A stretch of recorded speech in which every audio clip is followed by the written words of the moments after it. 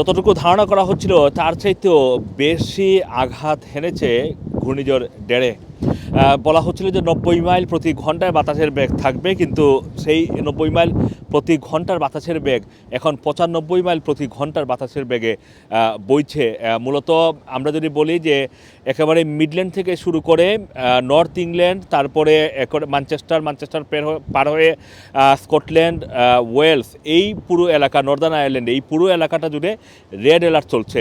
Red অ্যালার্টের কারণে আজকে সকালে 30 লক্ষ মানুষের কাছে গভর্নমেন্টের পক্ষ থেকে, মানে সরকারের পক্ষ থেকে সাইরেন বাঁধানোর একটি মেসেজ পাঠানো হয় এবং সেখানে সতর্কতা জারি করা হয়েছে। বলা হচ্ছে যে মিডল্যান্ড থেকে শুরু করে একেবারে যেই এলাকাগুলোতে রেড অ্যালার্ট জারি করা হয়েছে সেই এলাকাগুলোর মানুষ যারা রয়েছেন তারা যাতে বাসাবাড়ি থেকে প্রয়োজন ছাড়া বের না হন। সারা দেশে অন্তত 56,000 মানুষ এই মুহূর্তে বিদ্যুৎ বিচ্ছিন্ন অবস্থায় রয়েছেন, কারণ ন্যাশনাল পাওয়ার গ্রিডের বাতাসের কারণে সেখানে ক্ষতিগ্রস্ত হয়েছে। রাজধানী লন্ডনে এই মুহূর্তে যদি বলি যে 55 মাইল প্রতি ঘন্টায় সর্বশেষ বাতাসের বেগ বইছে বলে আমরা খবর পেয়েছি। আমি এই মুহূর্তে যেমন একেবারে ইস্ট লন্ডনে আইল অফ ডগের যেই টেমসের পাড়ে রয়েছে, সেখানে যদিও পানি এই মুহূর্তে ভাটা চলছে, কিন্তু ভাটার মধ্যেও পানির যেই স্রোত বা সেটা কিন্তু বেশ মানে ভালোই, সেখানে পানির স্রোত বা পানির ঢেউ চলছে। ঠিক সমুদ্র তীরবর্তী অঞ্চলগুলোতে অবস্থা কিন্তু খুবই খারাপ। সমুদ্র তীরবর্তী অঞ্চলগুলোতে ঢেউ আছড়ে পড়ছে সমুদ্র।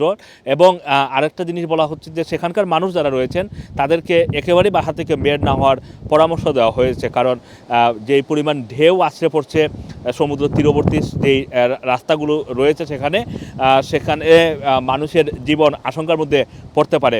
গতকালকে থেকেই বলা হচ্ছিল যে এই যে ঝড় বা ঘূর্ণিঝড় ডেরের প্রভাবে মানুষের জীবন আশঙ্কার মধ্যে পড়ার সম্ভাবনা রয়েছে, যেটা গতকালকেই বলা হচ্ছিল।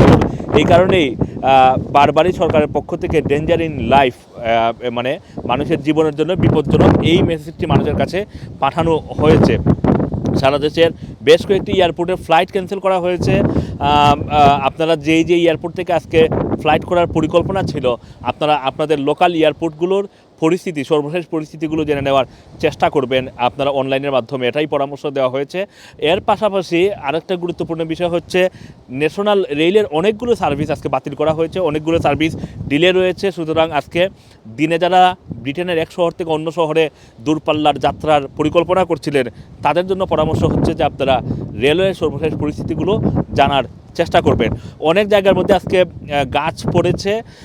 ঘূর্ণিঝড় বার্ট, যেটা 70 মাইল প্রতি ঘন্টায় গত সপ্তাহে বইছিল, তখন 6 জন মানুষ মারা গিয়েছিলেন। সুতরাং আজকে এখন পর্যন্ত তেমন মানে এই মারা যাওয়ার খবর বা কেউ আহত হয়েছেন এই খবরটি ব্রিটিশ গণমাধ্যমে আসেনি, কিন্তু মাত্র সকাল আজকে শুরু হয়েছে। সুতরাং দিনের এবং এই যে ঘূর্ণিঝড়ের প্রভাব, এটা কিন্তু সবচেয়ে বেশি থাকবে আজকে দিনের 3টার পরে। সুতরাং এখন যে অবস্থা দেখছেন, পরিস্থিতি আরও খারাপ হবে বিকাল 3টার পরে। আসসালামু আলাইকুম, রানা টিভি, লন্ডন।